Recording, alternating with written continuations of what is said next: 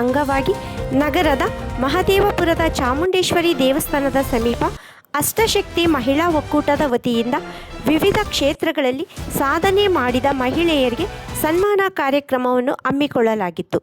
ಸಮಾಜ ಸೇವಕಿ ಹಾಗೂ ಕಾಂಗ್ರೆಸ್ ಮಹಿಳಾ ಸಂಘಟನಾ ಕಾರ್ಯದರ್ಶಿ ನಾಗರತ್ನಮ್ಮ ನಾಗರಾಜ್ ಅವರ ನೇತೃತ್ವದಲ್ಲಿ ಈ ಕಾರ್ಯಕ್ರಮ ನಡೆಯಿತು. ಕಾರ್ಯಕ್ರಮವನ್ನು ಕೆಆರ್ ಕ್ಷೇತ್ರದ ಮಾಜಿ ಶಾಸಕ ಎಂಕೆ ಸೋಮಶೇಖರ್ ಉದ್ಘಾಟಿಸಿ ಮಾತನಾಡಿ, ಸಮಾಜದ ಅಭಿವೃದ್ಧಿಯಲ್ಲಿ ಮಹಿಳೆಯರ ಪಾತ್ರ ಅತ್ಯಂತ ಮಹತ್ವದ್ದಾಗಿದೆ ಎಂದು ಹೇಳಿದರು. ಮಹಿಳೆಯರು ವಿವಿಧ ಕ್ಷೇತ್ರಗಳಲ್ಲಿ ಸಾಧನೆ ಮಾಡುತ್ತಿರುವುದು ಹೆಮ್ಮೆಯ ವಿಷಯವಾಗಿದ್ದು, ಇಂತಹ ಸನ್ಮಾನ ಕಾರ್ಯಕ್ರಮಗಳು ಅವರಿಗೆ ಇನ್ನಷ್ಟು ಪ್ರೇರಣೆ ನೀಡುತ್ತವೆ ಎಂದು ಅವರು ಅಭಿಪ್ರಾಯಪಟ್ಟರು.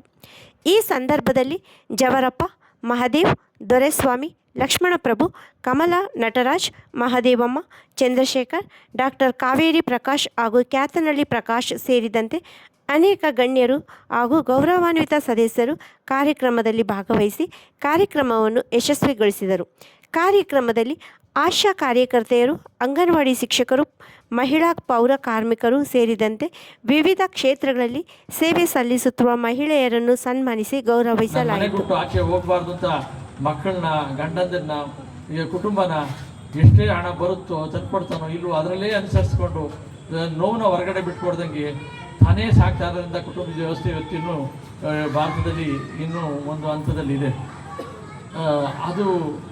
ಅದಕ್ಕೆ ಇನ್ನೂ ಶಕ್ತಿ ಕೊಡಬೇಕು ಅಂತೇಳೇ ಸಿದ್ದರಾಮಯ್ಯ ಸರ್ಕಾರ ಮಹಿಳೆಯರಿಗೆ 5 ಗ್ಯಾರಂಟಿಗಳನ್ನ ಕೊಟ್ಟಂಥದ್ದು. 2,000 ರೂಪಾಯಿ ನಿಮಗೆ ಕೊಡ್ತಕ್ಕಂಥದ್ದು ಶಕ್ತಿ ಬರಲಿ ಅಂತೇಳಿ. ಅಕ್ಕಿ ಒಂದೊಂದು ಮನೆಗೆ ಇವತ್ತು 30 kg 40 kg ಕಮ್ಮಿ ಅಕ್ಕಿ ಎಲ್ಲರ ಮನೆಗೂ ಸಿಗುತ್ತೆ. ಎಲ್ಲರ ಮನೆಯಲ್ಲೂ ಎಲ್ಲರೂ 2 ಹೊತ್ತು ಊಟ ಮಾಡಲಿ, ಎಲ್ಲರೂ ಶಕ್ತಿವಂತರಾಗಲಿ, ಎಲ್ಲರೂ ಕೆಲಸಕ್ಕೆ ಹೋಗ್ತಾರೆ, ಗಾರ್ಮೆಂಟ್ಸ್ಗೆ ಹೋಗ್ತಾರೆ, ಕೆಲಸಕ್ಕೆ ಹೋಗ್ತಾರೆ, ಅದಕ್ಕೆ ಆಶಾ ಕಾರ್ಯಕರ್ತರೆಲ್ಲ ಕೆಲಸಕ್ಕೆ ಹೋಗ್ತಾರೆ. ಅವ್ರಿಗೆಲ್ಲ ಮಹಿಳೆಯರಿಗೆ ಬಸ್ ಫ್ರೀ ಆಗಲಿ ಅಂತೇಳಿ ಬಸ್ನಲ್ಲಿ ಫ್ರೀಯಾಗಿ ಓಡಾಡ್ತಕ್ಕಂಥ ವ್ಯವಸ್ಥೆ ಆಗುತ್ತೆ. ಇದೆಲ್ಲ ಮಾಡ್ತಕ್ಕಂಥದ್ದು ನೀವು ಸ್ವಾವಲಂಬಿಗಳಾಗಿ ನೀವು ಶಕ್ತಿವಂತರಾಗಲಿ ಅಂತೇಳಿ. ನೀವು ಶಕ್ತಿವಂತರಾದಾಗ ಕುಟುಂಬ ಸಶಕ್ತ ಆಗುತ್ತೆ. ಕುಟುಂಬಗಳು ಸಶಕ್ತ ಆದಾಗ ದೇಶ ಸಶಕ್ತ ಆಗುತ್ತೆ. ಹಾಗಾಗಿ ನಿಮ್ಮ ಅಭಿವೃದ್ಧಿನೇ ದೇಶದ ಅಭಿವೃದ್ಧಿಯಲ್ಲಿ ಇರ್ತಕ್ಕಂಥದ್ದು.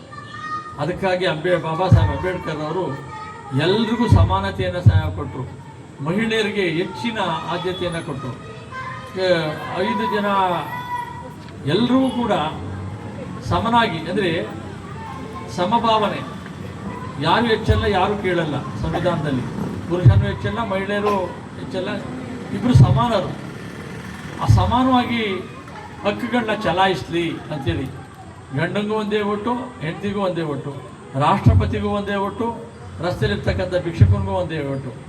ಅಂದರೆ ಎಲ್ಲರೂ ಕಾನೂನು ನಡೀಲಿ, ಎಲ್ಲರೂ ಸಮಾನರೇ. ತಪ್ಪು ಮಾಡಿದ್ರೆ ಯಾರಿಗೂ ಬಿಡಲ್ಲ. ನೋಡ್ತಾ ಇದ್ದೀರಾ ಇವತ್ತು ಕನ್ಯಾಯಗಳಾದವ್ರನ್ನ ಜೈಲಿಗೆ ಹಾಕ್ತಕ್ಕಂಥದ್ದನ್ನು. ಹಾಗೆಯೇ ಈ ಥರದ್ದು ವಿದ್ಯಾವಂತರು ಆಗ್ತಾ ಆಗ್ತಾ ಆಗ್ತಾ ಆಗ್ತಾ ಸಮಾಜ ಬದಲಾವಣೆ ಆಗ್ತದೆ.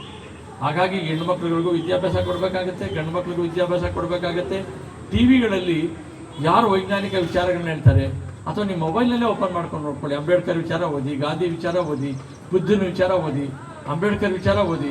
ಇದೆಲ್ಲ ನೋಡಿದಾಗ ನಿಮಗೆ ಜ್ಞಾನ ಹೆಚ್ಚಾಗುತ್ತೆ, ಸತ್ಯ ಏನು ಅನ್ನೋದು ಅರ್ಥ ಆಗುತ್ತೆ. ಆ ಬುದ್ಧನ ವಿಚಾರಗಳು ತಿಳ್ಕೊಂಡಾಗ ನೀವು ಜ್ಞಾನ ಏನೋ ನಾವು ಎಲ್ಲೋಗ್ತಾ ಇದ್ದೀವಿ, ಸರಿ ಯಾವುದು ತಪ್ಪು ಯಾವುದು ಅನ್ನೋದು ಅರ್ಥ ಆಗುತ್ತೆ.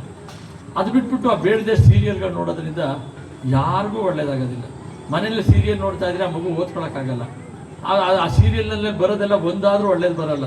ಬರೀ ಅವ್ರ ಮೇಲೆ ಇದ್ರ ಮೇಲೆ ದ್ವೇಷ ಮೂಡಿಸ್ತಕ್ಕಂಥದ್ದು, ಬೇಡದೇ ವಿಚಾರ. ಈ ಕಡೆ ಬಾಗಿಲು ತೆಗಿಯೋಕ್ಕೊಂದು ಸೀರಿಯಲ್ಲು, ಬಾಗಿಲು ಹಾಕೋಕ್ಕೊಂದು ಸೀರಿಯಲ್, ಊಟ ಮಾಡೋಕ್ಕೊಂದು ಸೀರಿಯಲ್ಲು, ಊಟ ಬಡ್ಸೋಕ್ಕೊಂದು ಸೀರಿಯಲ್.